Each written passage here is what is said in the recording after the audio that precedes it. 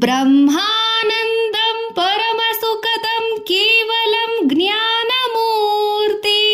ದ್ವಂದ್ವಾತೀತಂ ಗಗನಸದೃಶ್ಯಂ ತತ್ವಮಸ್ಯಾದಿಲಕ್ಷ್ಯಂ ಏಕಂ ನಿತ್ಯಂ ವಿಮಲಚಲಂ ಸರ್ವಾದಿಸಾಕ್ಷಿಭೂತಂ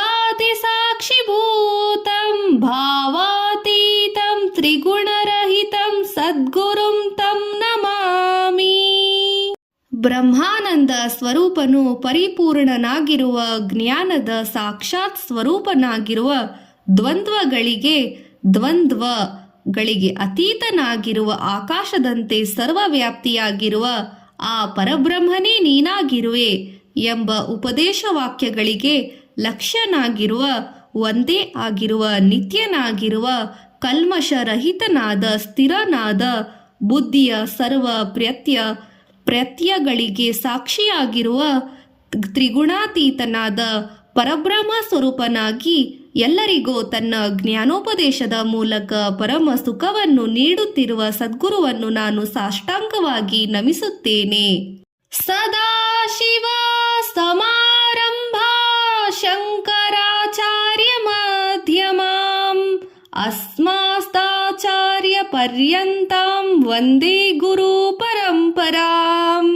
ಶ್ರೀ ಸದಾಶಿವನಿಂದ ಪ್ರಾರಂಭಗೊಂಡು ನಂತರ ಶ್ರೀ ಶಂಕರಾಚಾರ್ಯರು ಮಧ್ಯದವರಾಗಿ ನನ್ನ ಗುರುವಿನ ತನಕ ಬಂದಿರುವ ಗುರು ಶಿಷ್ಯ ಪರಂಪರೆಯನ್ನು ನಾನು ಗೌರವಪೂರ್ವಕವಾಗಿ ವಂದಿಸುತ್ತೇನೆ. ಶಂಕರಂ ಶಂಕರಾಚಾರ್ಯಂ ಕೇಶವಂ ಬಾದರಾಯಣಂ ಸೂತ್ರಭಾಷ್ಯ ಕೃತೋ ವಂದೇ ಭಗವಂತೋ ಪುನಃ ಪುನಃ.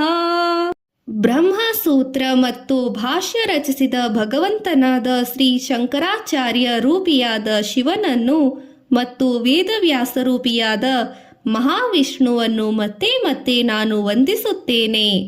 ಶ್ರುತಿ ಸ್ಮೃತಿ ಪುರಾಣಾನಾಮಾಲಯಂ ಕರುಣಾಲಯಂ ನಮಾಮಿ ಭಗವತ್ಪಾದಂ ಶಂಕರಂ ಲೋಕಶಂಕರಂ. ವೇದಗಳು, ಸ್ಮೃತಿಗಳು ಮತ್ತು ಪುರಾಣಗಳಿಗೆ ನಿಧಿಯಾದ ಕರುಣಾಸಾಗರರಾದ ಲೋಕಕ್ಕೆ ಮಂಗಳವನ್ನುಂಟು ಮಾಡುವ ಪೂಜ್ಯ ಪಾದಾರವಿಂದಗಳಿಗೆ ಶ್ರೀ ಶಂಕರಾಚಾರ್ಯರಿಗೆ ನಾನು ನಮಸ್ಕರಿಸುತ್ತೇನೆ. ಬ್ರಹ್ಮಾನಂದಂ ಪರಮಸುಖದಂ ಕೇವಲಂ ಜ್ಞಾನಮೂರ್ತಿಂ ದ್ವಂದ್ವಾತೀತಂ ಗಗನಸದೃಶ್ಯಂ ತತ್ವಮಸ್ಯಾದಿಲಕ್ಷ್ಯಂ